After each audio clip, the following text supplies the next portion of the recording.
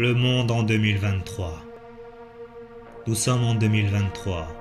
Le système a gagné. Riches et pauvres sont divisés en deux catégories avec un mur les séparant. La population est désormais guidée.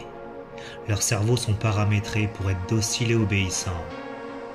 Plus personne ne fait confiance à son voisin.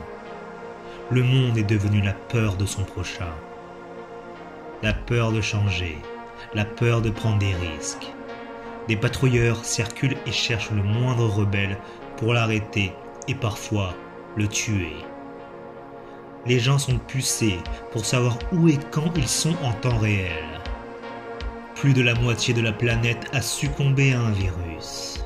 Et l'espoir d'un lendemain a quitté peu à peu la pensée de chacun. La nature a disparu à cause de la pollution et de la surconsommation. Dorénavant, c'est les grosses sociétés qui s'occupent de nourrir la population. Plus aucun restaurant n'existe.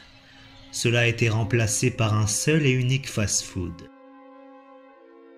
Tous les commerçants ont mis la clé sous la porte pour être remplacés par les grosses entreprises.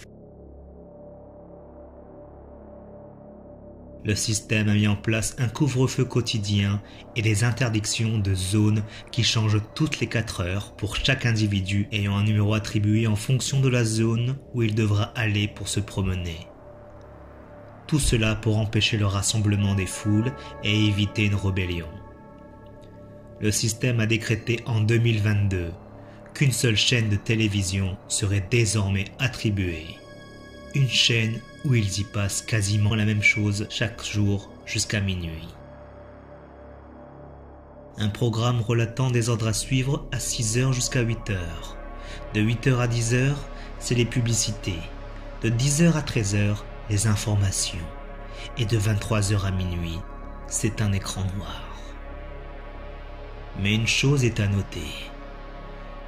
De minuit à 1h sur l'écran noir, si on monte le volume de notre télévision à fond, on peut y entendre des chuchotements. Et si on écoute attentivement cela dit, libérez-vous. Il semblerait qu'une personne arrive à accéder au canal de la chaîne et y introduire son message codé tous les soirs pendant 1 heure. Mais la population reste insensible à cela. Il est déjà trop tard. Mais dans le désespoir, parfois existe un espoir. 9CJ. Qu'est-ce que c'est 9CJ? Chaque soir, quand le message codé se termine, on peut apercevoir une inscription 9CJ. Voilà ce que les autorités et la populace avaient en tête depuis 9 mois. Qui était ce 9CJ?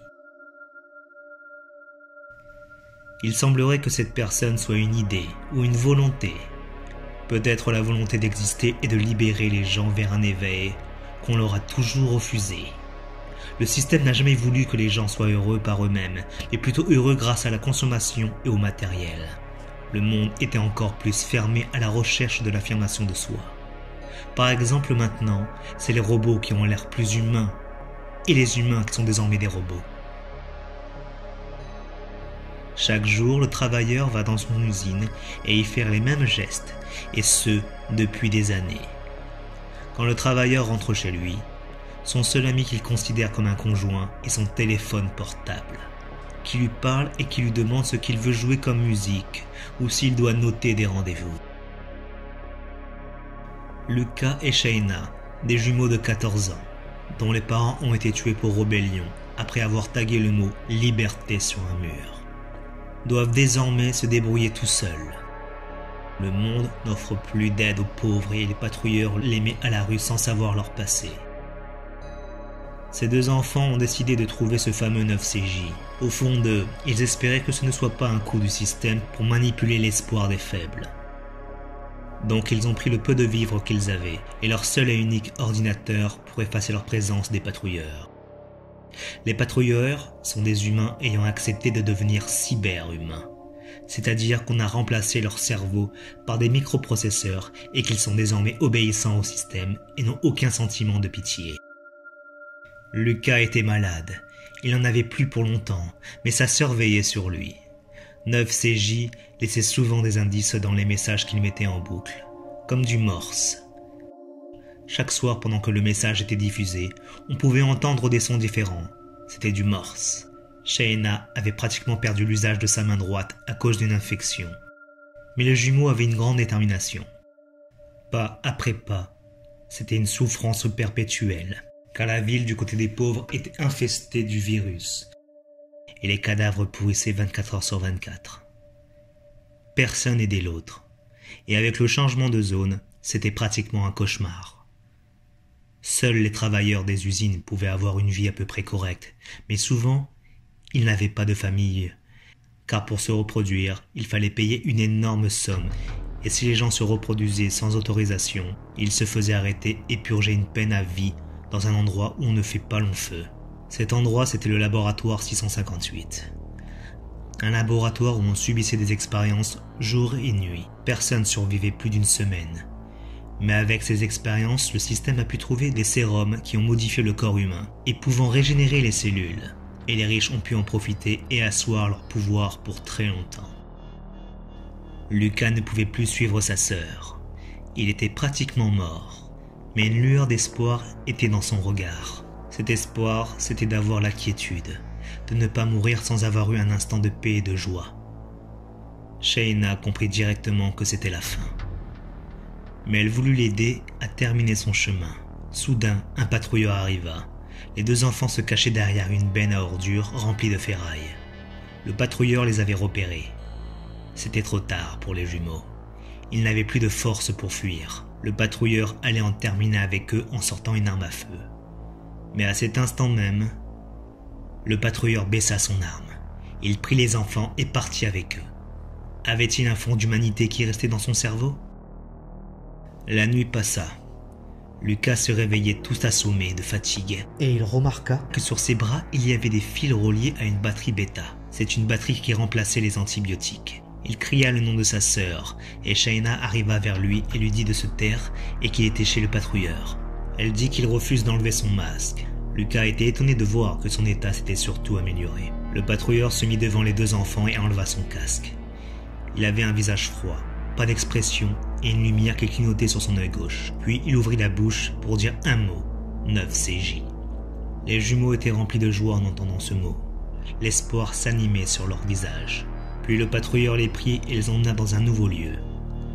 Lucas comprit que ce patrouilleur avait été piraté par 9CJ. Plus tard dans la journée, une annonce du système allait être publique. Cette annonce disait que depuis plusieurs années, tout avait été orchestré dans le seul but de rendre docile la population et de les contrôler, et qu'il restait seulement une semaine avant que la zone des pauvres serait réduite à néant. Après que le message fut terminé, les gens n'étaient pas apeurés ni rien. Pire même, certains disaient à voix haute que ça ne peut pas être vrai, que tout ça c'était du complot, et qu'il ne fallait pas prendre cette annonce au sérieux. Les gens étaient tellement des adorateurs de ce système qu'avoir le moindre doute sur lui serait remettre en question toute leur croyance et leur existence. Et c'était trop dur à accepter. Pendant ce temps, Lucas et Shaina étaient enfin arrivés au repère de 9CJ. Ce repère était assez normal. Mais ce qui était étonnant, c'était cet arbre au milieu du repère, comme un symbole d'espoir. Et sur cet arbre était inscrit 9CJ. Lucas et Shaina, à cet instant, avaient tout compris. Tout était enfin clair. Ce sentiment étrange chaque matin. Et surtout cette description en morse qui définissait 9CJ comme quoi il était éveillé, libre, sûr de lui, fort et rempli de quiétude. Tout était parfaitement clair pour ses enfants. Ce 9CJ qu'il cherchait depuis longtemps, il l'avait déjà trouvé depuis tout ce temps. Car 9CJ, c'est être éveillé. C'est tout simplement nous tous.